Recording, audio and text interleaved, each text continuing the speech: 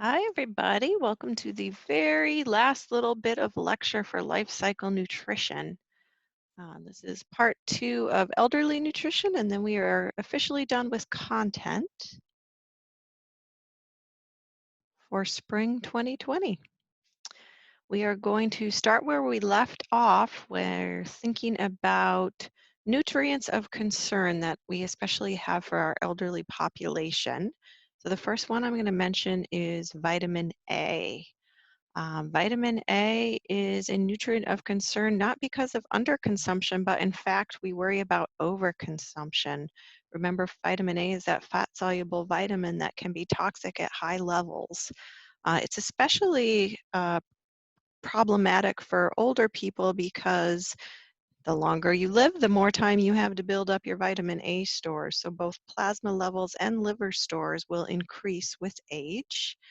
Not only is that just due to time, it also may be linked to decreased clearance from the blood, meaning that it's harder for an elderly person to um, get the vitamin A even from the plasma to the liver.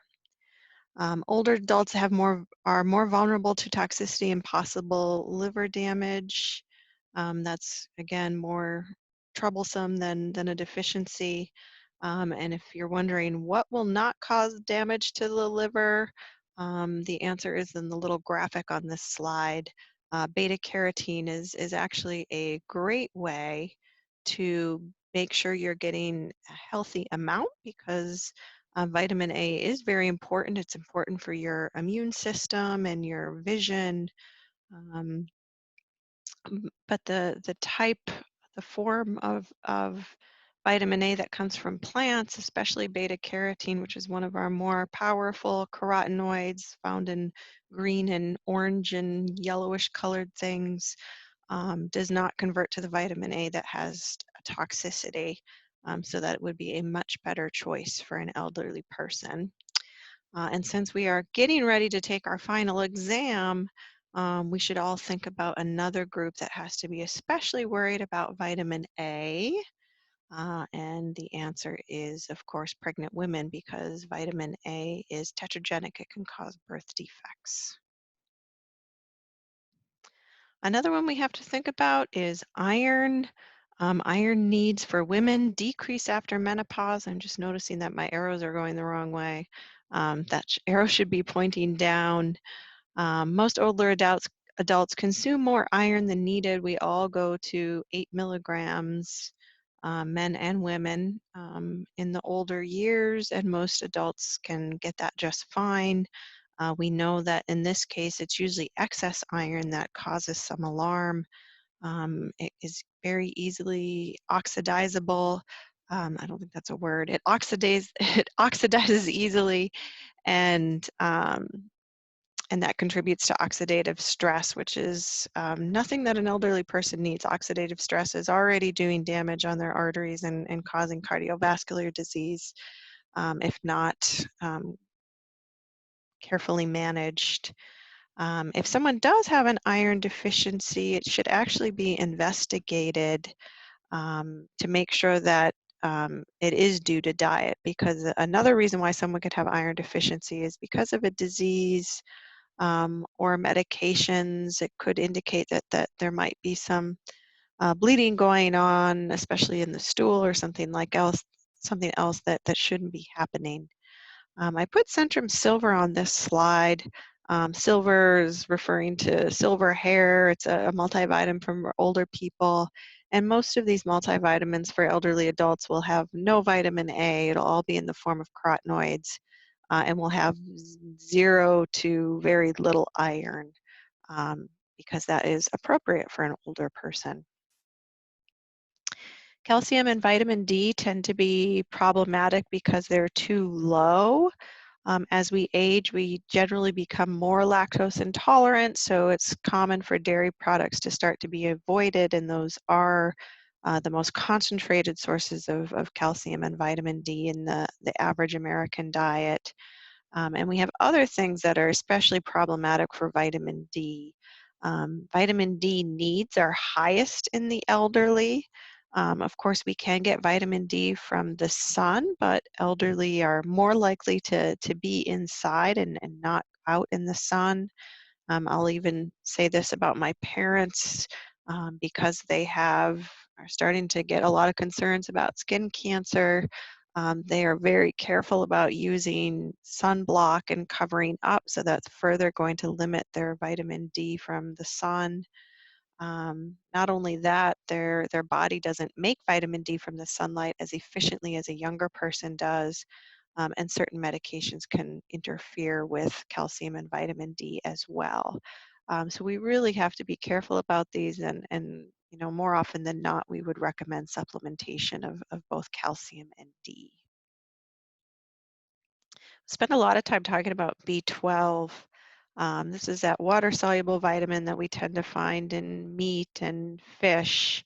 For most of the population, it's not a problem, but for elderly, it is. About 40% of elderly adults have low serum B12, and that doesn't have anything to do with their intake so much. They just don't absorb it as well as they might have when they were younger. And the low B12 has been linked to decreased levels of hydrochloric acid and pepsin. Those are normally produced by the stomach, and levels decrease because as we get older, our stomach tends to have a little bit more inflammation. That's what atrophic gastritis is. And so when you eat foods that have B12, normally in the stomach, the acid and the pepsin would work on them and extract that B12 from the protein source that it came from. But in an elderly person, that doesn't happen as easily. And so the B12, it might be, you know, in the food, but they can't absorb it because they're not removing it from the protein that it's bound to. That's why the synthetic or purified B12 that you would find in supplements or fortified food is actually much better absorbed than the B12 from the diet. So we don't often say that a micronutrient is better in a supplement, but in the case of B12 in the elderly, it actually is. Kind of brings me to another point when thinking about nutrient supplements.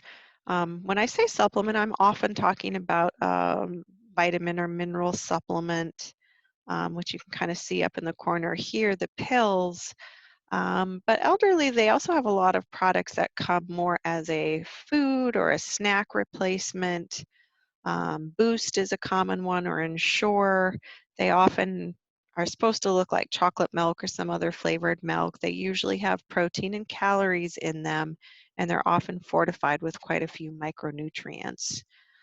So this is very a good option if someone needs nutrition, if they're really not eating much.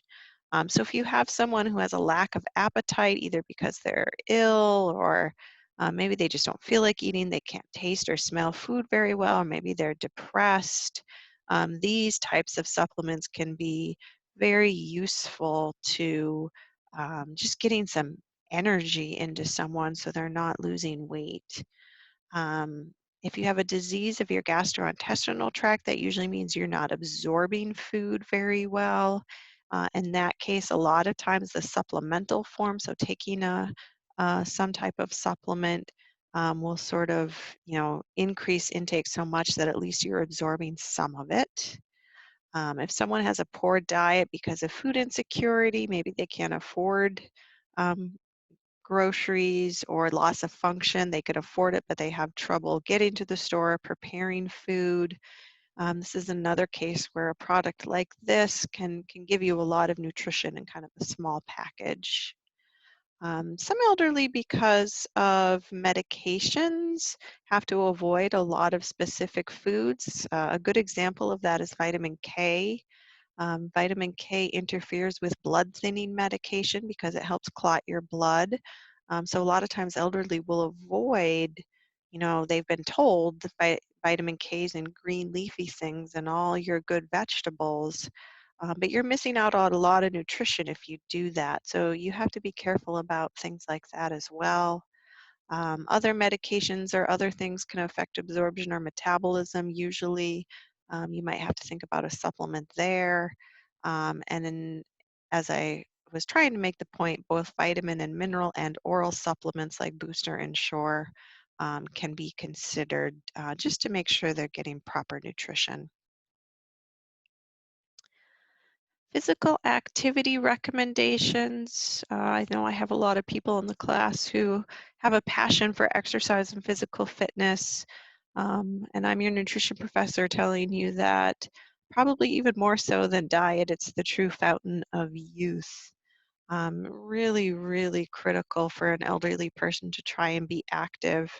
And we're thinking not only for their health, but just for their ability to, you know, participate in activities of daily living and have good functional status.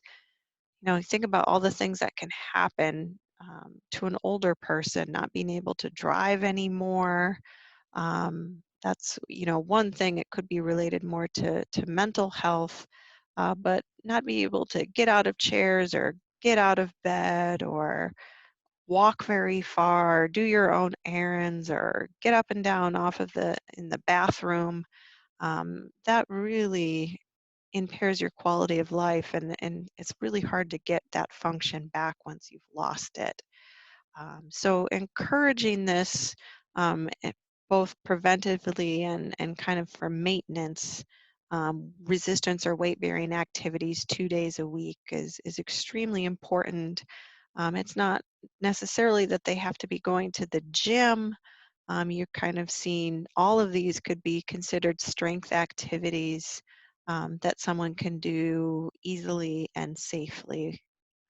Aerobic exercise is going to be so important, especially for preventing cardiovascular disease and type 2 diabetes. So aiming for 150 minutes a week. And flexibility and balance, we don't really talk about that so much with younger people, but this will also go a long way in keeping them safe so they can avoid falling and injury.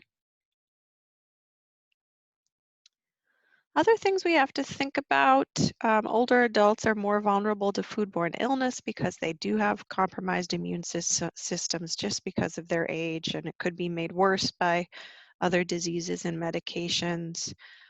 You also have to think about an elderly person maybe um, not being so aware of food safety, thinking about all the things that you have to do to keep your food safe. You have to keep things at the proper temperature, so you have to be able to, you know, heat things and cool things appropriately, cook things to the right temperature. It might be difficult for them to maybe use the oven or read the thermometer. Poor personal hygiene can be difficult. Um, you know, remembering to wash your hands and keep everything clean. That's true on the body and also the food preparation equipment, making sure things are cooked to the right amount of time and the right temperature. You know, if you have any type of vision problems or memory problems, um, these things can all be hazardous. It's not on here, but I'd also add even being able to tell when a food has gone bad. You know, we take that for granted, but if you don't have a good sense of smell or you can't read the fine print that shows the expiration date, that can be downright dangerous. Because our elderly population is very vulnerable, not only because of their disease state, but also potentially income because they are retired, not working anymore. We have many federal programs that are there to assist elderly. The first one is the Supplemental Nutrition Assistance Program, or SNAP. This is more commonly called food stamps. This isn't necessarily for elderly, it's anyone who meets the income criteria, but certainly elderly can use food stamps to help with their grocery bill. This program is nice because it's now in like a little debit card that's accepted at many places, so there's less stigma with it. It also allows people to buy pretty much anything that they want. The Seniors Farmer Market Nutrition Program has gotten very popular. This is where you get sort of extra vouchers um, to use at farmers markets, trying to encourage fresh produce and support local farmers. The past couple of years, they've actually had an healthy incentive or HIP program where you can even extend this and almost get double the produce for the same cost, and that gets subsidized by the federal government. So really trying to get people to eat healthy. The commodity supplemental foods or brown bag program is usually distributed through senior centers. It's exactly what it sounds like, a brown bag full of food. This is usually more things like rice and pasta, kind of your staples that you can keep in your pantry. Child and adult food care programs is also a federal program. For adults and elderly, this is for people who would maybe going to an adult daycare program. By federal law, they have to be fed a certain amount and it has to meet some nutrition standards, not terribly strict. Congregate dining is for socialization and very affordable. It's usually donations. It's kind of like school lunch for elderly people. They're often at senior centers and towns and communities. And Meals on Wheels is for elderly people who cannot leave the house. So they get meals delivered to them that usually they either have to put in the microwave or are ready to go as is. So all really important programs for our older adults. All right, we're going to end the semester with common health issues in the elderly. We've actually already talked about some of these, so I'll just reiterate them. I'm going to give you a little plug here, a reminder that your final exam is a little bit different. It's going to include case studies for all the life cycle groups. So when we kind of talk about these health issues, you know, these are perfect for case studies. You're not going to know which one, but there's really going to be a health issue for each life cycle stage that you're going to have to answer some questions about. Just trying to prepare you for that. The first thing we're going to talk about with elderly is stroke. If I remember correctly, I think we talked a little bit about this with adults, thinking about what a stroke is. We're not going to go very deep into the physiology, but just a reminder that this is something has caused damage to the brain, either a blood clot or thrombus has been built up, so there's not proper blood flow. Sometimes there's an embolism where a blood clot from somewhere else breaks loose and blocks an artery to the brain. A hemorrhage is when there's an area of bleeding that's causing damage if there was a break in a blood vessel. So a couple of different ways that this can cause damage. In terms of what the stroke does, I already mentioned this, but when you deprive the brain of oxygen and other nutrients, it starts to kill those cells, and that can, of course, do permanent damage. How much damage or what happens really depends on where the damage occurred in the brain and, of course, the extent. The quicker you can recognize and treat it, the more likely it is that the damage won't be as bad. So it's always important to be aware. The drooping of one side of the mouth is a common sign, or slurred speech is another. Here's an example of someone who's had a stroke. You can see they need help feeding themselves, so whatever part of the brain that kind of controls those type of motor skills has been damaged. We worry a lot about chewing and swallowing with some stroke patients. Um, you know, this is kind of a close-up of how the whole system works. So obviously we're breathing in through our nose and our mouth. We're putting food into our mouths. The food is supposed to go down the esophagus to your stomach. If food goes down the trachea, which leads to your lungs, you can choke, and that can be very, very dangerous. For someone who's had a stroke, they can have trouble controlling this, and making sure that the food is going down the right tube, so to speak.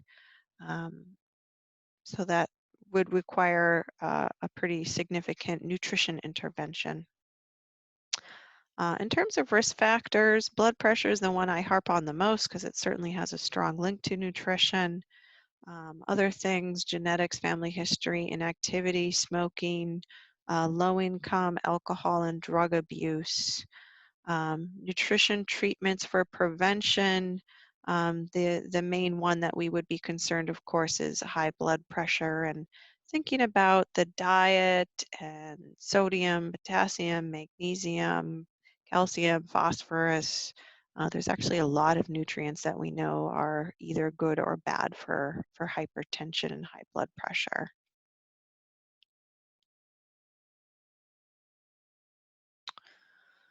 Osteoporosis is when we don't have our bone mass has not been built up, usually because calcium and vitamin D intake wasn't good in the younger years, or we weren't very active.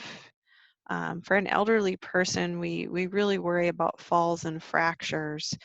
Just a little statistics, you don't have to memorize these, of course, but we know that older people who do something what we might consider simple, like breaking a hip, 10 to 20% of them will die within a year.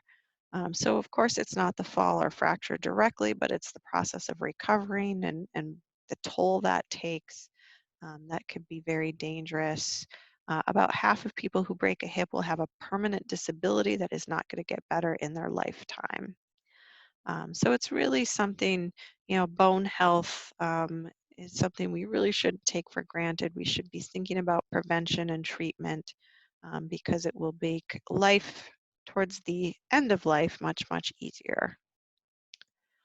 In terms of modifiable risk factors, so things that we have control over and can do something about, weight-bearing exercise, not smoking, making sure we have phosphorus in our diet, avoiding heavy alcohol, um, underweight and undernutrition is actually a risk factor.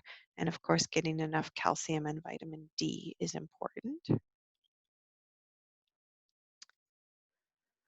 In terms of treatments, ensure adequate calcium, and you also have to be thinking about absorption of calcium. Calcium is one of those minerals that is actually very difficult to absorb. It's affected by stomach acid, fiber in the diet, iron and iron supplements, coffee and tea. There's other nutrients that work well with calcium for bone health, including C, D, B6, K, which should all be part of a healthy diet or in supplemental form. We can only absorb so much calcium as once. We want to spread it apart and not take all of our calcium supplements at the same time. Sorry